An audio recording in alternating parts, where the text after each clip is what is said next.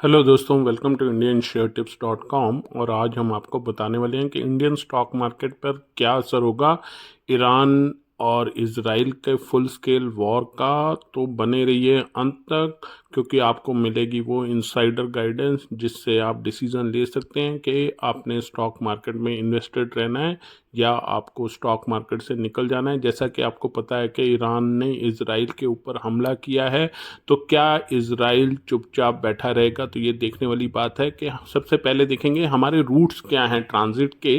तो ये है इंडिया मिडल ईस्ट कॉरिडोर, जो कि वाया सऊदी अरब होकर के हाइफा पोर्ट के थ्रू ग्रीस तक जाता है, और इसके थ्रू हमारा कुछ समुंदर के रास्ते, रोड के रास्ते हमारा कुछ इंपोर्ट का सामान आता है। तो ये कॉरिडोर एक इम्पॉर्टेंट कॉरिडोर है। और इसके अलावा भी एक और हमारा कॉरिडोर है जिसके बारे में जानेंगे, और वो कॉरिडोर निकलता है ईरान के थ्रू।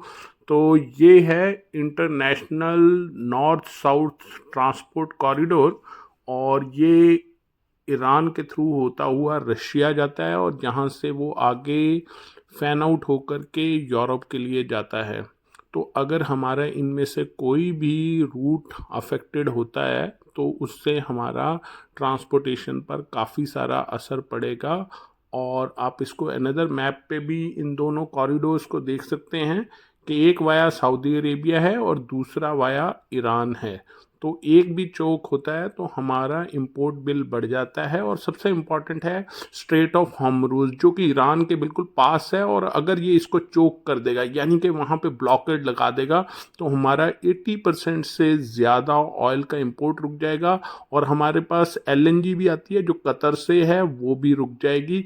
तो इस चीज़ को आपने देखना है। और अब इसराइल के पास ऑप्शंस क्या हैं कि वो या तो ईरान के न्यूक्लियर साइट्स के ऊपर हमला कर सकता है। ऑलरेडी ट्रंप भी इस बात का प्रपोजल कर रहे हैं कि इसराइल को हमला करना चाहिए, पर इससे क्या है, फुल स्केल वॉर हो सकती है। और आप इसराइल के न्यूक्लियर रिएक्टर्स को देख सकते हैं।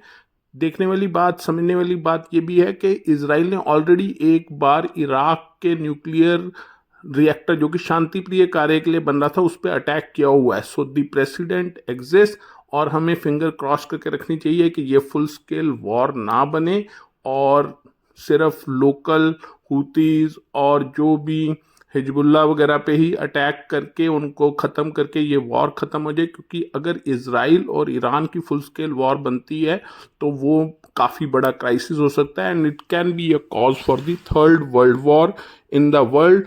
एंड इस समय अभी तक यूएसए के प्रेसिडेंशियल इलेक्शंस भी नवंबर में होने हैं। तो let's keep the finger cross कि कोई अच्छा प्रेसिडेंट आए और इस वॉर को रुकवा दे। क्योंकि थर्ड ऑप्शन, अगर जिसके अंदर लॉन्ग रेंज मिसाइल्स का ज़्यादा इस्तेमाल हो सकता है, तो ये लोकलाइज वॉर से बढ़कर के फुल स्केल वॉर हो सकती है। हमें तब तक नहीं घबराना जब तक ये लोकलाइज वॉर है। और हमारे अगर स्ट्रेट ऑफ हॉर्मुज़ को ब्लॉकेड नहीं किया जाता तो हमारे इंपोर्ट पे कोई असर नहीं आएगा।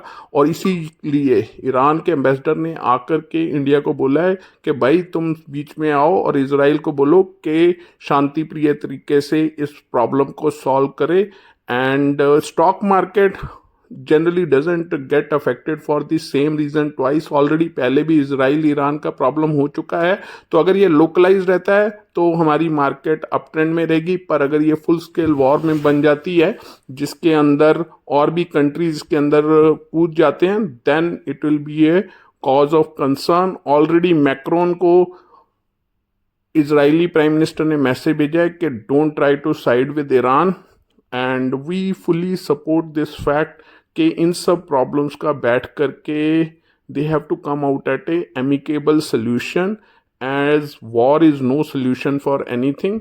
और हम उम्मीद करते हैं कि इसराइल, ईरान या और भी जो उनकी प्रॉब्लम्स हैं उसका एक पीसफुल तरीके से सेटलमेंट हो जाए, so that unnecessary human loss नहीं हो। और इसके कारण से मार्केट्स भी अफेक्टेड होती हैं। एंड इंट्राडे में आपका इंटरेस्ट है, remember you can make use of our bank Nifty option tip, और आप अच्छा मुनाफा कमा सकते हैं 10,000 कैपिटल से।